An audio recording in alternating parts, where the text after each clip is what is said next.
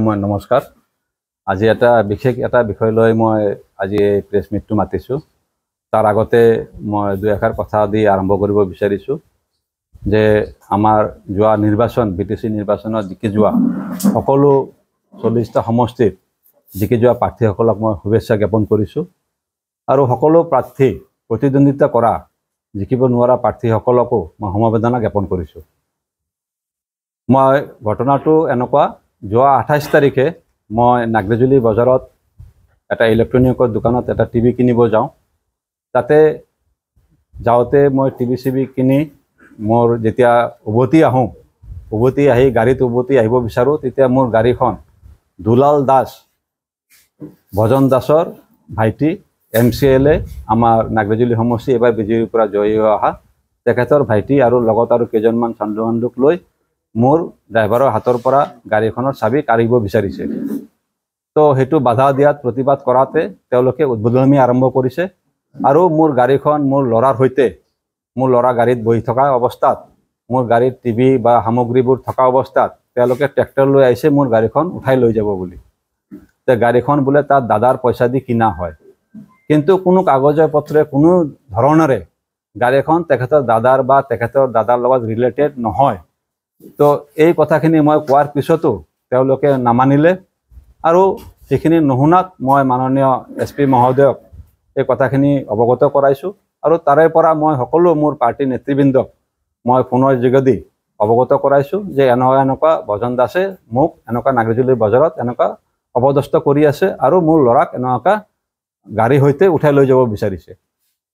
তাৰপিছতো SP মহোদয়ে তাৰপিছতে লগে লগে তাৰে লোকেল IC-ক পঠিয়াই দিয়ে আৰু তেখেত অহাৰ পিছত তেওঁলোক তাৰ পৰা আঁতৰি যায় আৰু ট্ৰেক্টৰটো লৈ গুচি যায় আৰু গাড়ীখন মই থানাত IC মহোদয়ক লৈ যাব কওঁ।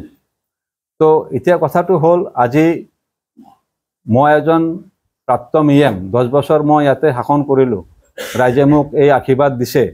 10 বছৰত এনেকুৱা ধৰণৰ ঘটনা কেতিয়াও ঘটা নাছিলে আৰু যেহেতু আগন্তুক 26 চনৰ নিৰ্বাচন আছে, আমাৰ MLA নিৰ্বাচন আছে, আজি শপত নলওঁতে আজি আমাৰ প্ৰাৰ্থীজনে এনেকুৱা এটা পৰিৱেশ যে সৃষ্টি কৰিছে, এই পৰিৱেশ লৈ সকলো আমি BJP কাৰ্যকৰ্তা তথা আমি এই অঞ্চলৰ নাগৰিজুলি ৰাইজ আমি অলপ শংকিত হৈছোঁ।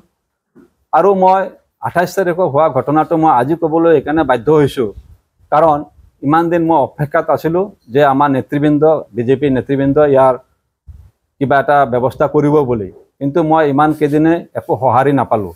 তাৰ কাৰণে মই আজি আপোনালোকৰ মিডিয়াৰ যোগেদি সকলো মই নাগৰিজুলিবাসী ৰাইজক, সকলো আমাৰ BJP কাৰ্যকৰ্তাসকলক এইটো অৱগত কৰাব বিচাৰিছোঁ।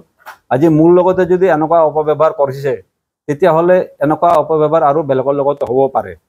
তাৰ আগতে আপোনালোকে জানে যে কাউলিত এটা ঘটনা ৰাতি কৰিছে, তাৰ আগত লুটিবাৰীত কৰিছে, তেনেকুৱা ধৰণৰ 3-4টা ঘটনা ইতিমধ্যে কৰিছে। আজি অহা 26 তাৰিখে ইলেকশ্যন আছে, তাৰ আগমুহূৰ্তত আজি BJP প্ৰাৰ্থীজনে যদি ইয়াতে এনেকুৱাকৈ কামবোৰ কৰে, তেতিয়াহ'লে আমাৰ প্ৰাৰ্থীসকলৰ কি হ'ব? আমাৰ অন্য প্ৰাৰ্থীসকলৰ যিসকল জিকা নাই তেওঁলোকৰতো প্ৰাণৰ ভাবুকি আহিছে। ইলেকশ্যন আইন মতে কাকো আমাৰ সোধাৰ অধিকাৰ নাই তুমি কাক ভোট দিছা, সেইটো আমাৰ অধিকাৰে নাই। তাৰপিছতো এনেকুৱা বহুত খবৰ মোৰ তাত আহি আছে যে কিয় মোক ভোট দিয়া নাই, বিমলা নগৰৰ মানুহে কিয় মোক ভোট দিয়া নাই, মই চাই ল'ম, তেনেকুৱা ধৰণৰ পৰিৱেশ এটা ক্ৰিয়েট কৰিছে। কিন্তু আপোনালোকক মই তথ্যমতে জনাব বিচাৰোঁ যে যোৱাবাৰ মই ইলেকশ্যনত যিমান ভোট বিমলা নগৰৰ পৰা পাইছোঁ, তাতকৈও 40টা ভোট অধিক এবাৰ BJPৰ আমি পাবলৈ সক্ষম হৈছোঁ। তাৰ মূল কাৰণটো হ'ল যোৱা 5টা বছৰত যিখিনি কাম আমি কৰি গৈছোঁ, তাৰ কাৰণে আমি BJP এইখিনি ভোট আমি সংগ্ৰহ কৰিব পাৰিছোঁ। আৰু BJP ইয়াতে হায়েষ্ট ভোট মোৰ গাঁৱৰ পৰা পাইছে। তেখেতে হয়তো নাজানে যে মোৰ গাঁৱৰ ভোটটো ইয়াতে নহয়, পূব গবাৰী LP স্কুল, যিটো আমাৰ পূব গবাৰী গাঁৱত হয়। আমাৰ যিটো গাঁৱত ভোট চেণ্টাৰটোত যিটো ভোট হয়, এইটো এটা বেলেগ VCDC বেলেগ বুথৰ চেণ্টাৰটোহে ইয়াতে ভোট হয়। তো সেইটো তেখেতে হয়তো অৱগত নহয়। যিয়ে নহওক, আজি ইমান বছৰ পাৰ্টিৰ কাৰণে মই ইমানখিনি কষ্ট কৰি আজি যে পাৰ্টিটোক এই স্তৰত আনিছোঁ, যোৱাবাৰ মই যিমান ভোটত জিকিছিলোঁ তাতকৈ 5000 ভোট অধিক পাই কিনে এবাৰ আমি জয়লাভ কৰাবলৈ সক্ষম হৈছোঁ। এটা মিছা প্ৰচাৰ ওলাইছে মই হেনো BJPৰ বিৰুদ্ধে মই UPPLক ছাপোৰ্ট কৰিছোঁ, কিন্তু আজিলৈকে কোনো এটা প্ৰমাণ দিয়া নাই, কোনো এটা ছ'চিয়েল মিডিয়া বা কোনো এটা প্ৰিণ্ট মিডিয়াত বা কোনো এটা মিটিঙত মই কেতিয়াও বিজেপিৰ অপপ্ৰচাৰ কৰা নাই। বাকী ৰাইজে যাতে শান্তিৰে বাস কৰিব পাৰে, তো ইয়াৰ ব্যৱস্থা আজি প্ৰশাসন আৰু আমাৰ বিজেপি পাৰ্টিয়ে যাতে এইখিনি ষ্টেপ লয়, এইটো মই সকলোৰে ওচৰত অনুৰোধ ৰাখিছোঁ। আৰু মোৰ লগত যেটো হৈছে ইয়াৰ মই কানুনী ব্যৱস্থা কালিৰ পৰা মই কৰাৰ ব্যৱস্থা কৰিম। গাড়ীখন এজন ঠিকাদাৰৰ নামত আছিল। গাড়ীখন যিকোনো মানুহৰ নামত হ'ব পাৰে, যিকোনো মানুহ চলাব পাৰে। আপোনাৰ গাড়ীটো যদি মই চলাই লৈ যাওঁ, আপোনাৰ তাত কাৰোবাৰ লগত লেনদেন আছিল, সেইবুলি মোৰ গাড়ীত মোৰ পৰা আপুনি ৰাখিব নোৱাৰে আৰু মোৰ ল'ৰাক আপুনি কিডনেপ কৰিব নোৱাৰে। এইটো আইনে অনুমতি নিদিয়ে। আৰু প্ৰথমেতো এজন প্ৰতিনিধিক নিদিয়ে কমচে কম, আৰু এজন প্ৰতিনিধি কৰাটো নিদিয়ে। তো এইখিনি যদি সামান্য জ্ঞানটো যদি থাকিলে হয়, তেতিয়াহ'লে হয়তো এই অসুবিধাটো নহ'লে হয়। তো আজি যদি এজন প্ৰতিনিধি কেনেকুৱা কৰিব পাৰে, গাড়ী কাৰ নামত আছে সেইটো মেটাৰ নহয়, কিন্তু মোক গাড়ীৰ পৰা নমাই মোৰ ল'ৰাক গাড়ীত বহাই চুচৰাই লৈ যাব বিচাৰিছে, that is the biggest problem. গাড়ী যাৰ নামতে নহওক কেলে, চবে চবৰ গাড়ী চলাব পাৰে। তো যাৰ গাড়ী আছে তাৰ যদি অসুবিধা নাই, তাৰ কি অসুবিধা হ'ব পাৰে? তো তেখেত জিকিছে বুলি তো এনেকুৱা কৰাটো উচিত নহয়, সেইটোৱে মই আপোনালোকক ক'ব বিচাৰিছোঁ। না, গাড়ীখন বৰ্তমান থানাত আছে, আৰু গাড়ীখন যাৰ নামত আছিল তেখেত BPF পৰা এবাৰ জিকি আহিছে। তেখেত অহাকালি শপত গ্ৰহণৰ লগত ব্যস্ত হৈ আছে। তেখেত শপত গ্ৰহণ হোৱাৰ পিছত আহি কিনে গাড়ী ওলাব। তেনেকুৱা নাই। গাড়ীখন মোৰ যিহেতু চিভিলটো বেয়া আছিলে, মোৰ আগৰ কেইটামান কিস্তি ফেইল হৈছিলে, মোৰ আগত স্কৰপিঅ' আছিলে, মই নিজৰ নামত মই ইলেকশ্যনৰ পিছত গাড়ী ল'ব পৰা নাছিলোঁ। তেতিয়া মই দাদাজনক কোৱাতে তেখেতে কৈছে মোৰ চিনাকি আছে, মোৰ নামত লৈ লোৱা, তুমি চলাই থাকা। আৰু 5 বছৰৰ পৰা তেনেকুৱাই মই ডাউন পে'মেণ্ট দি কিনে মই কিস্তি দি কিনে গাড়ীখন মই 5 বছৰৰ পৰা চলাই আছিলোঁ। তো তাৰ লগত কিবা বিজনেছৰ লেনদেন আছে তাৰ, সেইটো মই নাজানো। তো সেইটোৰ লগত এই গাড়ীৰ লগত একো সম্পৰ্ক নাই। তো তাৰ মতে গাড়ীত তাৰ লগত লেনদেন আছে, সেইকাৰণে গাড়ীখন তাৰ নামত যিহেতু মই লোৱা আছিলে, তাৰ নামত ৰেজিষ্ট্ৰেশ্যন কৰা আছিলে, মোৰ নামত মই ট্ৰেন্সফাৰ কৰোৱা নাছিলোঁ। তো সেইটোৰ কাৰণে তেখেতে সেই গাড়ীখন কাঢ়ি ল'বৰ কাৰণে চেষ্টা কৰিছিল। নাই, মই ৰাজনীতিৰ স্থিতি সলনিৰ কথা এতিয়াও মই ভবা নাই। অহাকালি শপত গ্ৰহণ আছে, মই তেওঁলোককো শুভেচ্ছা জ্ঞাপন কৰিছোঁ। তেওঁলোকে আজি সংখ্যাগৰিষ্ঠ হৈছে, আজি ৰাইজৰ মতদান মতে তেওঁলোকে আজি জিকিছে। তো তেওঁলোকে আজি চৰকাৰ গঠন কৰিব BPF-এ। তাৰপিছত ভৱিষ্যতত কি হয় সেইটো মই ভৱিষ্যতত চিন্তা কৰিম। কিন্তু বৰ্তমান মই BJP কৰি আছোঁ, আৰু মই BJPৰ পৰা এই বিচাৰটো যাতে মই পাওঁ, মই সেইটোৱে আশা কৰি আছিলোঁ। তো বাদ বাকী আমাৰ ইলেকশ্যনৰ পিছত সেইখিনি মই চিন্তা কৰিম।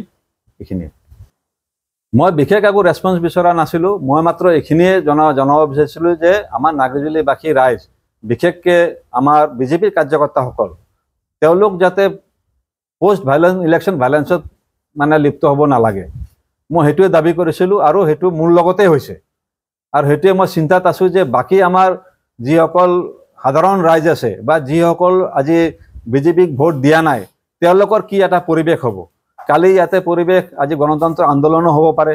আজি মোৰ লগত হৈছে, কালি আৰু এজনৰ লগত হ'ব পাৰে। তো গণতান্ত্ৰিক আন্দোলন এটা হোৱাৰ এটা আকাংক্ষা মই দেখা পাই আছোঁ, যদি আইনী ব্যৱস্থা নলয়। পাৰ্টিৰ পৰা ইতিমধ্যেতো একো নল'লে, কিন্তু আইনী ব্যৱস্থা যদি নলয়, এটা গণতান্ত্ৰিক আন্দোলন হ'ব অতি সোনকালে, শপত গ্ৰহণৰ পিছতে হ'ব।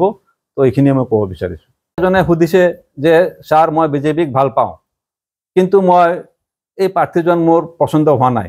তো তেখেতক মই কি উত্তৰ দিম? তেখেতে মই এইটোৱে উত্তৰ দিছোঁ যে এইটো আপোনাৰ নিজৰ বিবেক হয়, ভোটটো আপোনাৰ কথা হয়, আপুনি যাক দিয়ে দিব। সেইটো মই BJPৰ অপপ্ৰচাৰ বুলি ক'ব নোৱাৰে।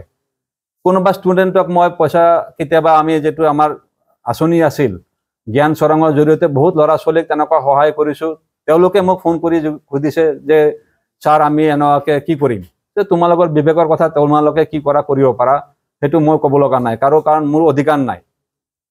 সেইটো নিজৰ ব্যক্তিগত কথা। কিন্তু এই কথাটো লৈ এটা অপপ্ৰচাৰ চলাইছে যে মই হেনো তাৰ লগত সহযোগ কৰা নাই। কিন্তু মই যদি সহযোগ কৰা নাই, চেয়াৰমেন, মেম্বাৰ, বুথ, শক্তি কেন্দ্ৰ সকলোৱেতো কাম কৰিছে, যি দায়িত্ব দিছে সকলোৱে কাম কৰিছে, নহ'লে 5000 ভোট কেনেকুৱাকৈ বেছি পায়? আমি কৰি অহা কামখিনি দেখা পাইহে মানুহে 5000 ভোট দিছে। আজি খোৱা পানী পাইছে, ৰাস্তা পাইছে, অৰুণোদয় পাই আছে, এইখিনিতো আমি BJP চৰকাৰে দিয়াৰ কাৰণে পাইছে। আজি এইখিনি হোৱাৰ পিছত যি এটা আমাক অপপ্ৰচাৰ কৰিলে বা যিখিনি তেখেতে মানহানি কৰিলে, তাৰ কাৰণে আমি এইটো প্ৰতিবাদ জনাইছোঁ। আৰু এইখিনি যাতে আমাৰ পাৰ্টিৰ নেতৃবৃন্দসকলে অলপমান চকু দিয়ে, কাৰণ আমাৰ বিধানসভা ইলেকশ্যন আহি আছে। অহাকালি আমাৰ সকলো কাৰ্যকৰ্তাসকলক তেনেকুৱা প্ৰত্যাহ্বান আহিবও পাৰে। আৰু মই ইলেকশ্যনৰ আগতে অন ৰেকৰ্ড মই কৈ দিব বিচাৰিছোঁ, ইলেকশ্যনৰ আগতে মই মাননীয় আমাৰ ৰাজ্যিক সভাপতি দিলীপ শইকীয়া ডাঙৰীয়াক, মোৰ লগত প্ৰাক্তন মণ্ডল সভাপতিও আছিলে আৰু বৰ্তমানৰ MCLA মহোদয় আছিলে, তেখেতে কৈছিলোঁ যে ইলেকশ্যনৰ পোষ্ট ইলেকশ্যন আমি জিকি যাম, ইলেকশ্যন আমি ইমান ভোটত জিকিম দাদা, 5000 ভোটত আমি ব্যৱধানত ইলেকশ্যন জিকিম, আৰু ইলেকশ্যনৰ পিছত পোষ্ট ইলেকশ্যন যাতে কোনো ভাইলেঞ্চ নহয় সেইটো গেৰেণ্টি আপুনি দিব লাগিব। আৰু তেখেতৰ নিজৰ মুখেদি কৈছে এইটো মই হ'ব নিদিওঁ, আৰু আমাৰ সন্মুখত চবৰে সন্মুখত তেখেতক কোৱা হৈছে যে পোষ্ট ইলেকশ্যন একো যাতে ভাইলেঞ্চ নহয়, কিন্তু তেখেতৰ প্ৰতিশ্ৰুতি তেখেতে ৰক্ষা কৰা নাই। সেইটো কাৰণে মনত দুখ পাইছোঁ, দুখ পাই কিনে আজি এই প্ৰেছ বিবৃতিটো দিয়াৰ কাৰণে মই বাধ্য হৈছোঁ।